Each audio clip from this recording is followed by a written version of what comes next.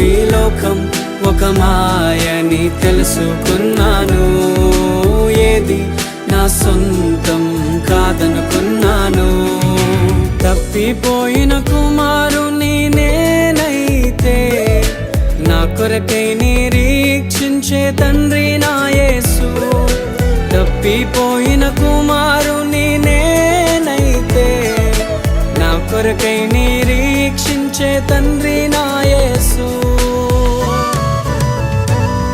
ఈ లోకమంతా నేను వెతకినా నాకు లేదయ్యా ఎక్కడా ఆనందం. నీ సన్నిధిలో ఒక్క